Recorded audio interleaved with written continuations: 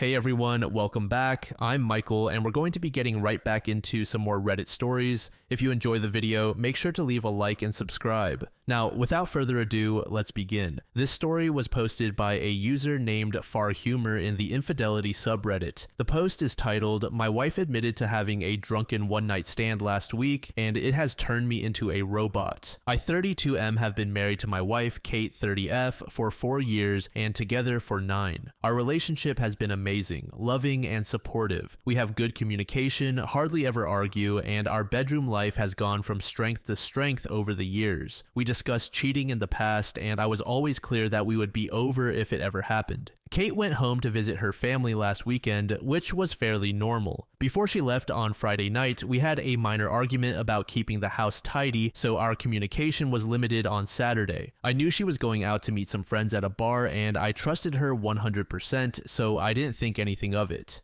Before I fell asleep, I texted her saying that I hoped she had a nice night. When I woke up on Sunday morning, I had a missed call from Kate at 4 a.m., so I immediately called her to check if she was okay, but there was no answer. After a few hours, I tried again several times, but still received no response. Around an hour later, I got a message saying she was fine and would be driving back soon. Kate got home late in the afternoon and looked awful. She had clearly been crying, was not wearing any makeup, and looked like a shell of a person. I knew right away that something was wrong, but she wouldn't let me hug her and barely spoke. I sat her down on the couch and made her some tea. I gently encouraged her to tell me what was wrong, and she burst into uncontrollable tears for at least 10 minutes while I tried to comfort her. She then proceeded to tell me, stopping every few words, that she had slept with someone last night after the bar. At that moment, something in my brain broke. I can't describe it any other way. I immediately got up, jumped in my car, and drove off. I went to a park and walked around for about an hour. Kate was calling my phone constantly, and I turned it off. When I got home, I grabbed 2 suitcases from the garage and went to our bedroom. I threw some of Kate's clothes and shoes into them and left them by the front door. Kate was lying on the floor in the living room, curled up into a ball, sobbing. I called her best friend who lives nearby and told her that Kate needed a place to stay and a ride to her place, and that Kate could explain everything to her later. I told Kate I was leaving for an hour and that her friend was coming to pick her up. She grabbed onto my legs, trying to stop me from leaving. When I returned home again, Kate was gone along with the suitcases. On Monday, with a clearer head, I answered one of Kate's many calls and told her that I needed her to send me an email with as much detail as possible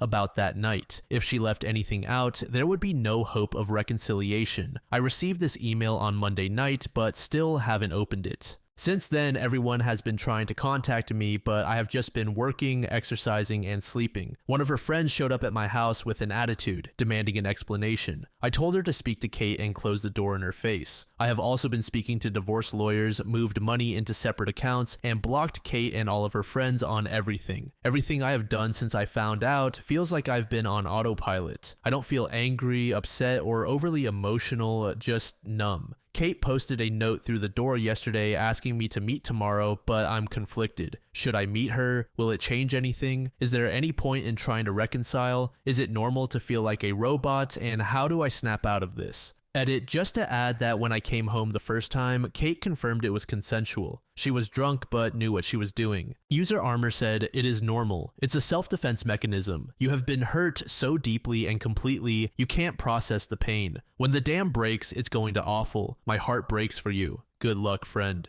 User Hidden in Plain Sight said, "You're doing the right things, OP. There is no excuse for cheating. You did nothing wrong. It's not your fault. Do not feel guilty. You deserve better. Alcohol can't make you cheat. It just makes it easier to do what's already on your mind. Cheating is never a mistake, but it is a bad decision. Cheating is a choice. She wanted to do it. She wanted to throw away everything you two had together. I'd say you are 100% doing the right thing. You should tell both sides of your family and mutual friends. Now, it's up to you how you take it from here. But if it's this easy for her to cheat, how long until she does it again if you stick it out? And this is just a simple one-night stand. It's hard to say which is worse, a one-night stand or a long, drawn-out emotional connection culminating in an affair. But this speaks to her incredible selfishness. Be very careful. Do whatever your lawyer says, and tell everyone. Not to be an asshole, but to maintain control of the the narrative. Dana said, absolutely. When my ex told me she had cheated on me, I calmly said, then our marriage is over. She had her family pick her up and I consulted divorce attorneys. I didn't see it coming, but I wasn't surprised given how she had been acting lately. The divorce took 9 months and she didn't show up at the divorce hearing. You will always doubt Kate going forward. Anything she tells you, you will question. You will wonder where she is and if she's cheating again. On the positive side, she confessed and told you immediately afterward, which indicates that it wasn't planned and that she did want to be honest with you and work through it. If you can live with that, only you can decide. Update. After reading your comments, I decided to meet with Kate, but not read the email. Kate came to the house yesterday, and when I opened the door, she looked terrible. She tried to hug me and started mumbling apologies, but I stopped her and we sat down to talk. I started by telling Kate that I would be recording the audio of the conversation and she agreed. I then asked her to explain what happened and told her that I hadn't read the email she sent. Kate said she had been at the bar with 2 friends and told me what she had to drink. I was surprised at how little she drank because it was the same amount we would normally drink when going out for dinner, a few glasses of wine and a cocktail. She admitted she was only slightly tipsy. One of her friends, Sarah, has a younger brother, Max 27M, who came to pick them up around midnight. It's a running joke in their group that Max has had a major crush on Kate since high school, and I had heard them joke about this. The 4 of them went to get some food, and Max then dropped each one off until it was just him and Kate. Kate said she didn't want him to drive the 20 minutes to her parents' place after working all day, so she decided to order an Uber from his apartment. She went into his apartment to order the Uber, but couldn't get one. Max suggested she should crash in his bed while he took the sofa and he would drop her off in the morning. Kate refused and continued to try to find an Uber. They were sitting on Max's bed when he kissed her. She kissed him back and they ended up having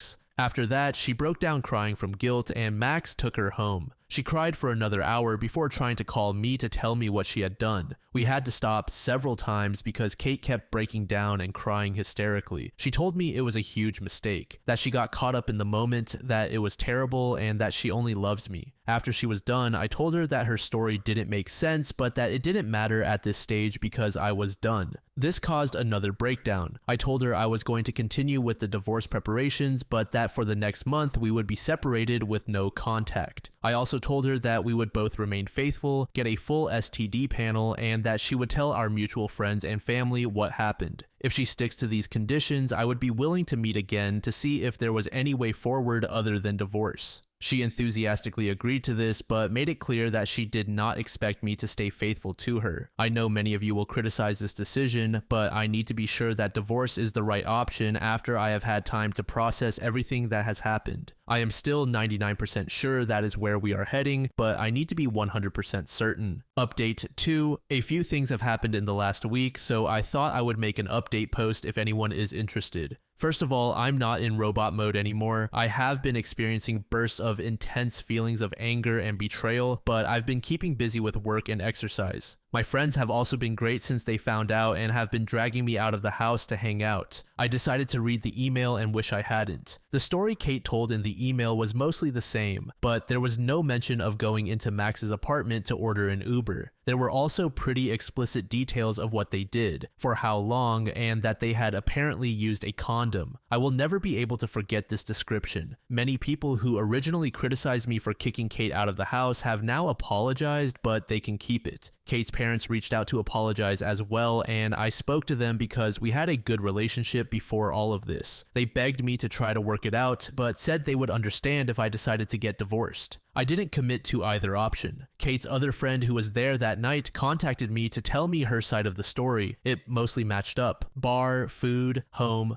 She said Kate could stay over at her house, but Kate refused, saying she was driving home early the next morning. Max apparently insisted that he would take Kate home. The version of the story she told didn't mention Kate trying to get an Uber, only that Max invited her in and she accepted. I asked her if she had ever suspected anything before, and she told me that about a year ago she went to meet Kate for coffee but found Max sitting with her when she arrived. Apparently, Kate looked guilty, but when asked about it, she said they just met by chance. Sarah, Max's sister, also reached out to me, and I spoke to her too. She was angry with both Max and Kate and told me a similar story. Apparently, her whole family is upset with Max, and she has not spoken to Kate since she found out. She apologized on behalf of her idiot brother and said she had warned him to stay away from Kate since high school. She didn't think anything else had happened between them. I have had zero contact from Kate, but heard that she is going to be moving into an Airbnb near our house. Apparently, she is not coping well and has called in sick from work a few times over the last few weeks. She does have support from the friend she is currently living with, and I asked her parents to keep an eye on her. Her parents came up to see her this past weekend. I went out with some friends over the weekend and ended up drunk at a bar. I was talking to a girl there who I probably could have gone home with, but I stopped myself because I wanted to maintain my self-respect. Reading the email and hearing what they had done made me give up hope of repairing this, especially since I know she is not being truthful with me about other things, so who knows. I will be moving ahead with the divorce and might not even wait a month before telling Kate that this is my final decision.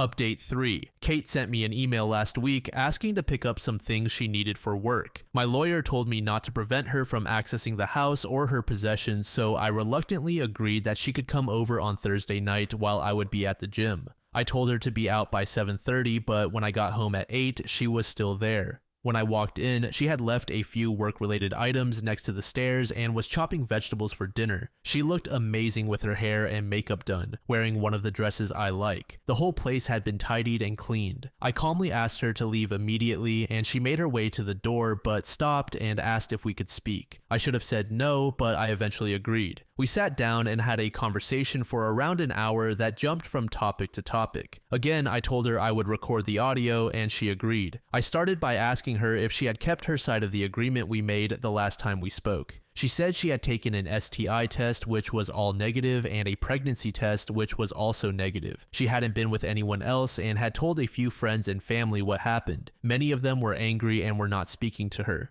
I asked a lot of questions that had been turning over in my mind for the last few weeks. She confirmed that her reason for going into Max's apartment was BS. She said he invited her in for a drink, and she agreed, knowing at some level that something was going to happen. She can't explain why she did this other than being selfish and enjoying the attention. She also confirmed that she had texted with Max a few times over the years because he would shower her with compliments and make her feel good. He would always initiate contact, and she was apparently careful not to lead him on. She said she had never sent him explicit messages or pictures. Kate also told me that they had hooked up about 6 months before we got together but never had sex. She admitted that she was always a bit curious. Her story about being caught at the coffee shop was that Max had texted her asking what she was up to, and she told him where she was. He then turned up. She swore this was the first time they had ever done anything since we had been together. She said there was nothing missing in our relationship and that she hates herself for ruining her perfect marriage and causing me so much pain. I told her that I still didn't believe her story and that there was no point in continuing the conversation. She calmly asked what she would need to do to make this right, offering up her phone, location sharing, not going out without me, etc. I said that I had no plans to become her prison guard, especially when I would never get over the betrayal. Things then took an unexpected turn that caught me completely off guard. She asked me to turn off the audio recording because she had something private she wanted to discuss and didn't want other people hearing it. I refused, and she reluctantly continued. She asked if I had been involved with anyone else since all of this happened, making it clear she was fine with it. I told her no, and she said that I must be going crazy and started talking dirty about all of the things I could do with and to her. This involved a lot of kinky things that I had wanted to try or had only done a few times. She said she wanted to meet my needs even if we did not get back together. She said we could have as many threesomes as I wanted from now on, or we could be open on my side only, and she would even find partners for us and me. She was trying very hard to turn me on, and I stayed silent until she asked who I wanted to have a threesome with. For some reason, I mentioned the name of her co-worker, who is 5 years younger than Kate and a total knockout. This surprised her, but she was in too deep and asked me what I wanted to do with her. I went into detail about a pretty hardcore scenario, and Kate was encouraging me until I said that the co-worker would just be watching. This again caught her off guard, but she went along with it. Later on, I realized that I only said all of this as a petty attempt to hurt Kate, which I don't feel good about. She was obviously convinced that her plan was working, so she pulled up her dress and got into my favorite position on the couch, begging me to sleep with her. I'll admit that for a few seconds my body reacted even though my head was not in the game. Everything suddenly came into focus and the content of her email came flooding into my mind.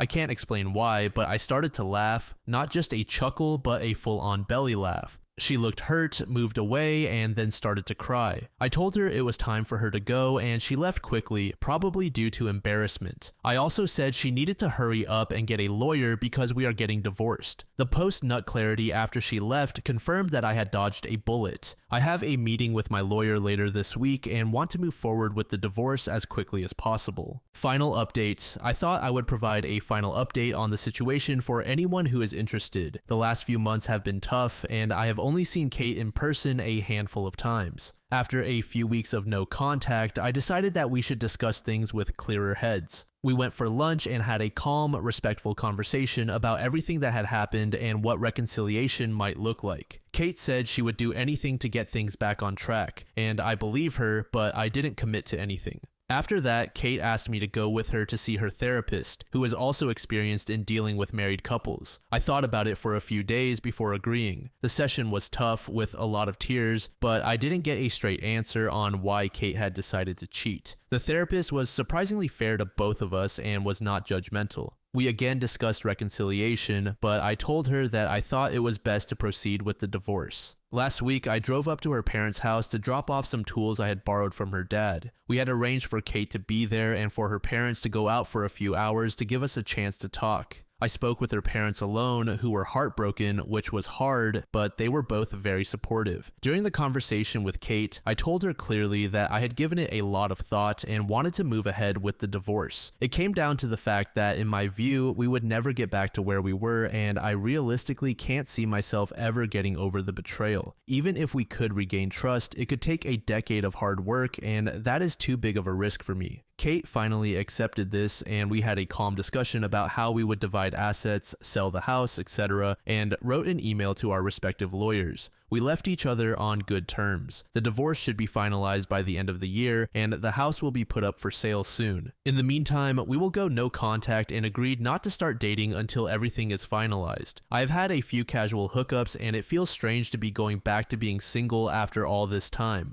I have been hitting the gym, spending a lot of time with friends and family, and getting back into my hobbies. I'm optimistic about the future. Although I'm still devastated by the loss of my marriage, I feel that this has helped me grow as a person. Thanks to those of you who have offered advice and support. User Own Writing said, "This is more than a one-night stand. She knew him for years and knew he wanted to sleep with her. Therefore, she thought about him for years. Unfortunately, many people have normalized adultery and think that their partner will eventually get over it. It's only in the fantasy world of movies and TV that a cheater gets a second chance. People of high moral character never cheat because it's never an option. It would cost millions of dollars to even attempt to change her lack of morals, and she will always be at high risk of cheating again. Plus, your future kids deserve a better role model. It's time to throw out the trash. The world is full of wonderful people who would never betray you." User No Reply at All said, "Unfortunately, you didn't dodge the proverbial bullet, but you found out who your wayward wife was before having kids. I wasted 12 years trying to reconcile before divorcing because I could never get back to what we had before I knew about the cheating.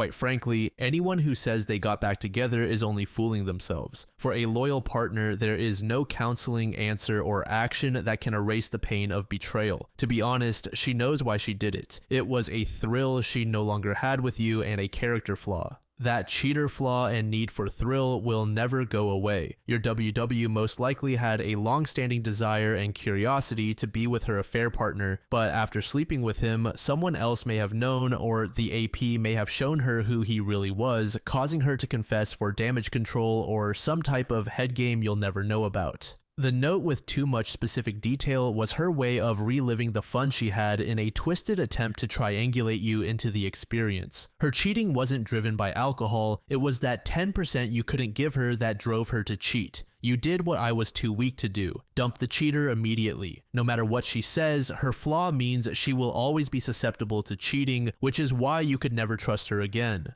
The saying, "once a cheater, always a cheater," is painfully true because in both your minds, it will always be there, and eventually she will act on her needs again. Have you asked her if she's still in communication with her AP? Because she probably is. This next story was made in the AITAH subreddit by a user named TA Harper. The post is titled AITAH for being suspicious of my GF's friend after she tried to test me. I 30M have been dating my girlfriend Olivia 23F for the past year. We met at a coffee shop near my office, which I used to frequent for my morning coffee, and she worked there as a barista. I asked her out and she said yes. Things have been great so far, and I feel we are compatible in terms of what we like and want from a relationship. She has a group of 3 girlfriends she is close with. These girls are always very welcoming to me, but they seem quite immature compared to my friends. One of the girls is Harper23F. Harper is awesome and we get along well since we both like the same video games and music. Recently, Olivia and I were talking about taking our relationship to the next stage, and I asked her to move in with me. She spends 4 to 5 nights a week at my place anyway, so I suggested that she just move in. For some reason, her parents are the most excited about this, as she is finally moving out of their house. She also told her friends about it. On Saturday, Olivia decided to stay at her parents' house to pack some of her things. Harper messaged Olivia and me that she and her friends were downtown and asked if we wanted to hang out with them. Since Olivia was gone, she told me it was okay if I wanted to go out for drinks with the girls. I had nothing to do, so I joined them. It was just me and 3 of her friends, but we lost the other 2 girls midway, leaving just Harper and me. I was constantly messaging Olivia about what was going on, as I started to feel uncomfortable with the situation. As it was getting late, I told Harper that I would get an Uber for her to take her home. She said she wanted to go dancing instead. At this point, she was visibly getting drunk. I called an Uber for her anyway. As we were leaving the bar, Harper grabbed my t-shirt and tried to kiss me. I immediately pulled back and told her that this was making me uncomfortable. I would let it pass since she was drunk. She apologized. While we were waiting for the Uber, she again started getting handsy and said, "Let's go back to your place," adding that no one needs to know. At this point, I snapped at her and told her to please shut up until she got in the car. Finally, the Uber arrived and I helped Harper get in. She kept apologizing and saying, "Please don't tell Olivia." Once her Uber left, I tracked it on my phone to make sure she got home safely. I asked Olivia to check with Harper's roommate if she made it back to her apartment. As I was walking home, I called Olivia and told her what happened. Olivia was crying and I was genuinely upset about Harper's behavior. Olivia tried calling Harper later that night, but her phone went straight to voicemail. In the morning, Olivia came home and told me, "Hey, it's all good, it was just a test." I was angry at this point and asked Olivia to explain what was going on. Harper had messaged Olivia in the morning saying that Olivia was really lucky and that I passed the test. I asked Olivia if she was involved in this and she said she did not know that Harper was going to test me. According to Harper, she wanted to make sure that I was not a cheater before Olivia moved in with me, so she wanted to see if I would accept her advances. I told Olivia that Harper is full of shit because she was drunk and there is no way she was thinking straight. Moreover, when I snapped at her, Harper apologized and told me not to tell Olivia anything. Harper is just trying to cover for her mistake and is giving a bullshit excuse. Olivia thinks I am overreacting. According to her, Harper is her best friend and would never betray her. Although the test was stupid and Harper should apologize to me, Olivia believes she was just looking out for her best interest. Additionally, Olivia feels that nothing happened, so I should not make a big deal out of it. I just feel that Olivia is being naive and cannot see that her friend tried to get her boyfriend to cheat. It bothers me that she seems too immature to understand Harper's true intentions. I told her to stay away from Harper if she wants us to have a happy relationship. Am I the asshole for telling Olivia not to believe Harper's lies? Or do you think Harper's story checks out and I am just overreacting? I have never heard of anyone hitting on their friend's boyfriend to test the relationship. It seems like the most ridiculous excuse. User Muttfet said, "Here's the deal, Olivia will not drop Harper no matter what. You will not be able to badmouth Harper without upsetting Olivia, and Olivia is going to believe Harper over you. The number of red flags here is significant. Do not move this girl into your apartment." User Goski said, "Whether it was a test or not, you should still want nothing to do with Harper. Tell your girlfriend that if she insists on staying friends with Harper, then you shouldn't live together as you don't want Harper to invade your living space. Essentially, if she stays friends with her, your relationship can't progress, and it will likely be the end of it." User Rampaging Turtle said, "NTA, just end it. This is going to be an absolute nightmare." $5 says her friend will be texting you within weeks to get together. Okay, that makes me think if she's worth it, don't actually break up. But have your girlfriend tell her friends that you two broke up and let it ride for 2 weeks. See what her friend says. A few days later, OP provided an update. Before I go to the update, let me address the issue that most of the comments were discussing. Yes, I am aware that there is a 7-year age gap between Olivia and me. It also doesn't help that I am a 6'4" muscular guy and she is a 5'3" petite runner. I have dated girls my age as well as some slightly older than me and Olivia. I do not think maturity is a function of age. I have dated girls my age who were much more childish than Olivia. Out of all my relationships, I have been the happiest in the last year with Olivia. She may not be as academically gifted as I am, but she is ambitious and driven. She is a long-distance runner and is finishing her fitness training certifications. I am proud of her and how she takes care of herself. The relationship just works for us. Now for the update, Harper told Olivia that she was just testing me and Olivia initially agreed with her explanation. We discussed it and I told her my side of the story. I explained that Harper is bad news, but it's ultimately Olivia's choice if she wants to be friends with her. Olivia was more upset with Harper for not telling her about the test beforehand and had her doubts about Harper's story. I decided to drop the issue since I do not want Olivia to distance herself from her friend group because of me. Olivia just couldn't get over the incident and kept asking me for more details every day. Finally, yesterday we had a long discussion about it. I told her that testing someone's boyfriend is a very insecure thing to do. Doing it without telling Olivia was horrible, especially since Harper tried to kiss me and physically seduce me into coming to our apartment.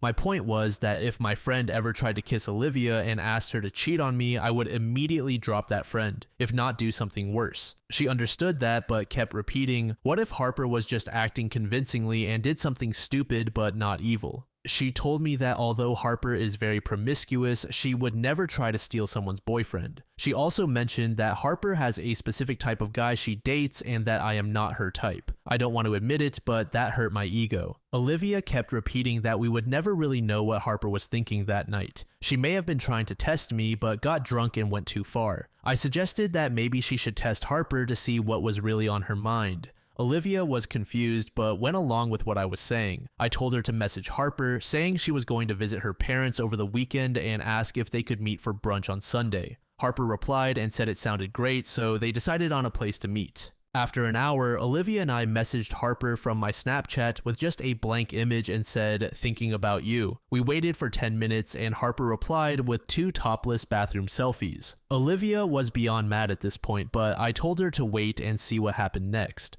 Harper then replied saying, "Hey, Olivia is gone for the weekend. Maybe I can show you this in person on Saturday." At this point, Olivia was just trying to keep it together. She snatched the phone from my hand, took a selfie of her face, and sent it to Harper. Harper started blowing up Olivia's phone with missed calls and frantic messages. Her excuse was again, "I was right about your boyfriend. He is a cheat. I was testing him to see what was on his mind." Olivia did not reply to any of her messages and it took a while to console her. I felt bad about blowing up their friendship, but I knew what Harper was doing that night, and I felt she should not get away with it. Did I do something extremely immature for a 30-year-old guy? Did it feel good? Also, yes. I feel that any person hitting on their friend's partner deserves this treatment, irrespective of their age. I don't know if Olivia and Harper will patch things up in the future or how it will affect her friend group. Sometimes I feel guilty for the fact that I went out for drinks with Harper and her friends, which led to this whole situation. Olivia does not deserve to have her best friend betray her trust in this way. So, in the spirit of this subreddit, am I the asshole for testing my girlfriend's friend who tried to test me?